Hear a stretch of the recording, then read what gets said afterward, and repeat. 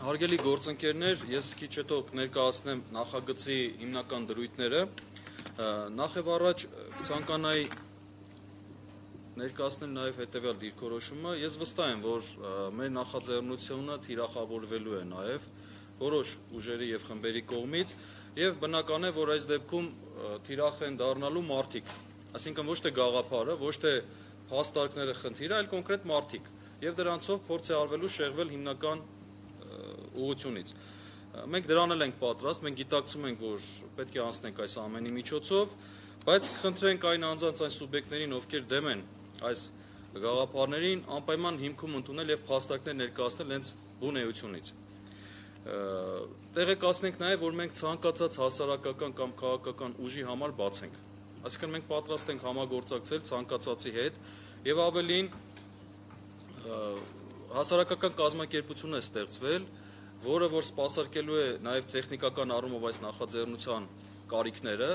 եւ այս հասարակական կազմակերպությունը գործելու է բաց եւ թափանցիկ, այսինքն որևէ ֆինանսավորում լինելու է փոխանցումով եւ դրա հետ կապված հաշվետվությունը ներկայացնելու նաև բարերարներին, թե ինչ է կատարվում այդ միջոցների հետ։ Մի կարևոր բան էլ ժամանակակից լինելու տենդենսը սովորաբար տանում է նրան, որ ազգայինը հոգևորը մղվում են երկրորդ պլան։ Մենք կարծում եմ գաղտնիք չենք հայտնի, եթե պնդենք, որ տարիների, դարերի ընթացքում կրթության որակը եւ տեխնոլոգիաները զարգացել են։ Մենք բոլորս էլ կարող ենք ասել, որ 100 տարի առաջ կրթության որակը եւ այսօր լրիվ տարբեր են։ Բայց եկեք արձանագրենք, որ այս փոփոխությունների արդյունքում միևնույն է, մարդկանց մահերը, դժբախտությունները, պատերազմները չեն պակասել։ Հետևաբար նույնիսկ այստեղ ինքնապահպանման բնազդի մակարդակով կարող ենք նշել, որ ինքնին միայն կրթությունը եւ տեխնոլոգիաները եւ դրանց զարգացումը որևիցե կապ չունեն հասարակության անդամին մարդուն դարձնել օգտակար հասարակական էակ։ Եվ բնական է, որ մենք կարծում ենք հենց այդ դերակատարումն ունի հոգևորը եւ ազգայինը։ Այդ է պատճառը, որ մենք կարծում ենք, որ պետք է հատուկ ուշադրություն դարձնենք այս երևույթների վրա։ Հիմա իհարկե կարող է հարց հնչել, ինչու այս նախաձեռնությունը սկսվեց։ Արդյոք կային այդ վտանգները, թե ոչ։ Պետք է նշենք, որ այո կան վտանգներ, որոնք են դրանք։ Ես մի քանի խոսքով ներկայացնեմ եւ անցնենք նախագծին։ Դուք հիշում եք Ստամբուլյան կոնվենցիայի փորձը, որը փորձեց վավերացվել, այսօր էլ լրատվամիջոցներով արդեն գնացել է այն լուրը, որ փորձելու են այդ կոնվենցիան կրկին շրջանառության մեջ դնել։ Այդ կոնվենցիայի վտանգների մասին խոսել ենք, համառոտ կնշեմ, որ խնդիր էր դրված, որ որոշ զուգընկերների եւ որոշ միավորումների հավասարեցնել ընտանիք կոնցեպտին։ Մենք սրա մեջ էինք խնդրեմ տեսնում, ոչ թե ինքնին բռնության դեմ պայքարի։ Բռնության դեմ պետք է պայքարել, այո, արդյունավետ միջոցներ պետք է ներդնել, սակայն ոչ ընտանիք ինստիտուտի հաշվին։ Մյուսը Լանզարոտեի կոնվենցիան էր, որը արտակարգ դրության պայմաններում առանց հանրային քննարկման վավերացվեց եւ հետագա հրապարակային քննարկումներն էլ ցույց տվեցին, որ այստեղ կա լուրջ վտանգ, վտանգը որն էր, որ կրթության մակարդակում երեխաներին տարական եւ միջնակարգ դասարաններում սեռական կրթություն տրամադրելու ռիսկ էր առաջացվում եւ բնականաբար մենք այստեղ նույնպես խնդիր ենք տեսնում։ Հիմա անցնեմ ինքնին օրենքի նախագծին։ Ուրեմն Հայաստանյա Ծառայքելական Սուրբ Եկեղեցու մասով որոշ դրույթներ են ներդրվում, որի համաձայն եկեղեցին հանրային իրավունքի իրավաբանական անձի ինքնավար սահմանադրական կարգավիճակ է բերում։ Իհարկե սա իրավական կատեգորիա է եւ հիմա չեմ ուզենա ժամանակը տրամադրել այդ իրավական խնդիրը ներկայացնել, բայց մի քանի կարճ մոտեցում, նախ Հայաստանյա Ծառայքելական Սուրբ Եկեղեցին չի կարող սնանկ ճանաչվել եւ լուծարվել։ Ինքնին դա հանրային իրավունքի իրավաբանական անձի հենց կարգավիճակից է բխում,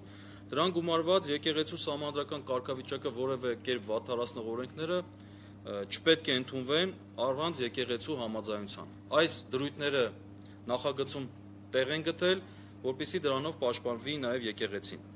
Ընտանիքի մասով, ընտանիք հոդվածում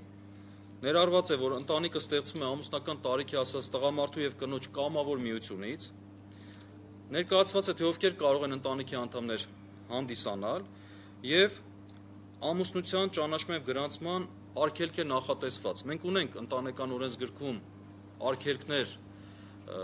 բայց այս արգելքները կոնկրետ նախատեսված չեն եւ մենք այս նախագծի մեջ նույնպես փորձում ենք արգելել երկու տղամարդու միջև ամուսնություն, երկու կնոջ միջև եւ սեռափոխված անձանց միջև։ Այստեղ նաեւ փորձում է բացատրվել, թե ինչ է նշանակում սեռափոխված անձ։ Մանկության մասով օրենքում կոնկրետ նախագծում արգելվում է մինչև 12 տարեկան երեխաներին սեռական կրթություն ուսուցանելը։ Տեսեք, հոգեբանները եւ սեքսոլոգները այս առումով հետեւյալ դիրքորոշումն են ներկայացնում, որ երեխաներին մինչև 12 տարեկան, եթե սեռական կրթություն եք տրամադրում, երեխան դառնում է մեծահասակ։ Այսինքն վտանգվում է երեխայի մանկությունը։ Մի սեքսոլոգ հետարքիր միտք է ներկայացրել, որ երեխայի անմեղությունը նրա սեռական կուրության մեջ է։ Այո, այդ տարիքում երեխան չպետք է իմանա ինչ է սեռական կյանքը, եւ նույնիսկ երեխային սեռական բռնությունից պաշտպանելու համար կարիք չկա փոքր տարիքի երեխաներին բացատրել, թե ինչ է սեռական կյանքը, որ դրանից ինքը պաշտպանվի։ Կան շատ մեթոդներ եւ միջոցներ, որ կարելի է առանց բացատրելու երեխային դրա մասին նրանից պաշտպանել։ Մյուսը նախատեսում է 13 տարին լրացած երեխաներին սեռական կրթություն ուսուցանելու դեպքում այդ կրթական ծրագրերը ներկայացնել նախապես ներկայացնել լայն քննարկման, հանրային քննարկման եւ ներգրավել մասնագիտական խմբերի։ Սա արվում է նրա համար, որպեսզի մենք երաշխիք ունենանք, որ վարակույրների ետևում կրթական ծրագրեր չընդունվեն։ Մյուս դրույթը, որ կուզենայի նշել, դա հայ ժողովրդի ազգային ինքնությունը խաթարող կրթական ծրագրերի իրականացումն արգելելու դրույթն է։ Մեկ դրույթ էլ կա, որ արգելվում է երեխաներին որդեգրել թվարկածս անձանց միությունների կողմից։ Օրինակ երկու տղամարդու միությունը արգելվի որդեգրել երեխայի։ Պետք է ձեզ տեղեկացնեմ, որ Հայաստանի Հանրապետությունը ստորագրել է նաև երեխաների որդեգրման մասին կոնվենցիա 2008 թվականին, եւ այդ կոնվենցիան էլ ապագայում կարող է նաև ներկայացվել վավերացման։ 12 տարի է վավերացման հարց չի դրվել, բայց այս վերջին կոնվենցիաների վավերացման այս փորձերից հետո բնականաբար այդ մտահոգությունն էլ ունենք, եւ այդ կոնվենցիայով թույլատրվում է նաև նույնասեռական զույգի կողմից երեխա որդեգրել։ Մյուս դրույթը վերաբերվում է հայոց լեզվի եւ մշակութային ժառանգությանը։ Այստեղ ուշագրավ մի դրույթ փորձեմ ներկայացնել, շատ հաճախ մշակութային ժառանգության մաս կազմող արժեքները նույնպես ծաղրանքների կամ այլ միջոցներով փորձում են նսեմացվել եւ դրանով բնականաբար թուլանում է հարգանք այդ արժեքների նկատմամբ։ Առաջարկվում է այս նախագծով ազգային հերոսների եւ հայ ժողովրդի համար բացառիկ ծառայություն մատուցող անձանց, ինչպես նաև եկեղեցու կողմից սրբադասված անձանց անունները արգելել օգտագործել ձեռնարկատիրական գործունեության ոլորտներում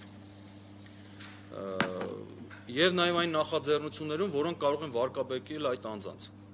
Չի բացառում, որ նման դիտավորյալ կամ ազգուշությամբ նման տենդենսներ լինեն, եւ եթե նման խախտում լինի, ապա օրենքի նախագիծը լիազորում է կառավարության լիազորված մարմնին արգելել նման օգտագործումը։